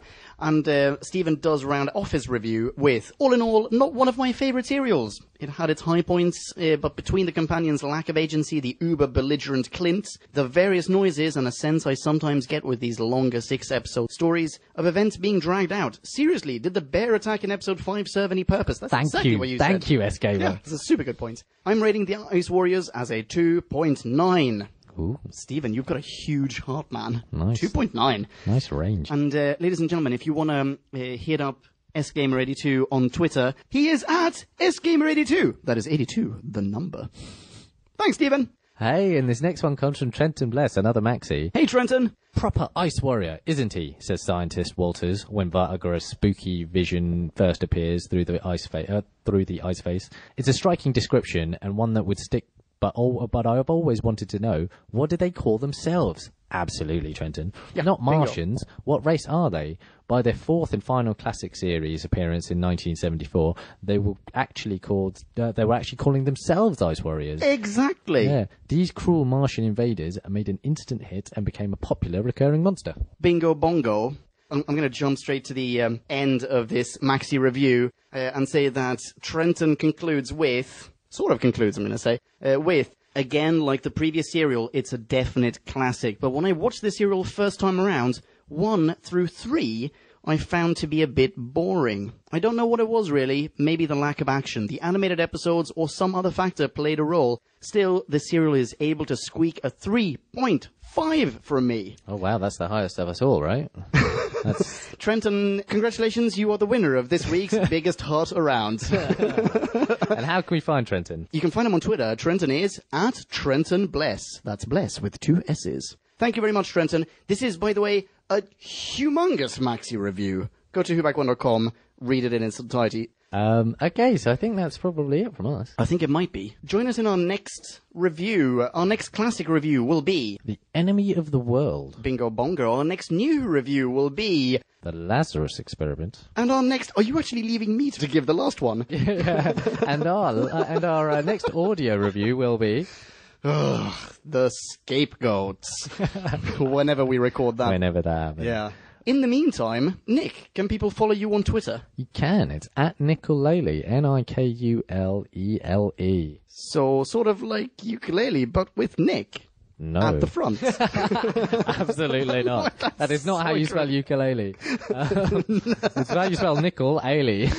Okay, it's Anyway. that's sort of like Nick, And but Pumpkin. with a lele. How can we find you? You know how you can get at me. I am at Ponkin. Here's the soundbite of JD saying how you spell that. Ponken, Pumpkin. Thanks, JD. Thanks everyone for sending reviews. Keep them coming. Where do we send in reviews? You can either use the form at whobackwen.com, just click on contact, or you can send them to whobackwen@gmail.com. That's whobackwen in one word. Well, we're getting loads of great reviews in. Well, we'd love to be able to read them all out in their entirety. So if you'd like that, possibly good to keep them under about 250 words, I think yeah, that's thereabouts. However, if you still want to send us maxis, definitely do that. We'll post them all up in their entirety, and we'll read out excerpts as and when we can. Yeah. But we're loving the love. Yes, we are. Loving the love. So keep it coming. Yeah. Thanks. Thank you very much. Catch you in the next one.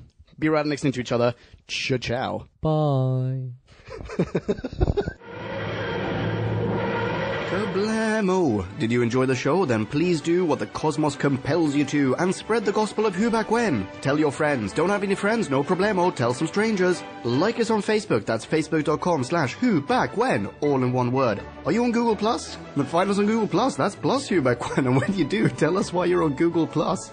Who Back When just got its very own Twitter account. No lie. So give us a follow. You guessed it. That's @Who Back When. All in one word. Check us out on SoundCloud, vote us up on Reddit, listen to us on Stitcher, and head on over to our website, whobackwhen.com, where you can leave a comment, submit a review of your own, and peruse our visual index of aliens, monsters, and more, which increases in kablamos with every episode. And lastly, give us a rating and review on iTunes. Not only would it make us super chuffed, and it really, really would, but as thanks, we will transmigrate your iTunes nom de plume into the credit list of trailers for fake Doctor Who audiobooks produced by Who Back When. Have a poke around our bonus episodes to make more sense of that. That's it. Rock on and be rad and excellent to each other. Catch your earballs in our next classic Who review, new Who review, or, still funny, audio Who review. Ciao. Who back when?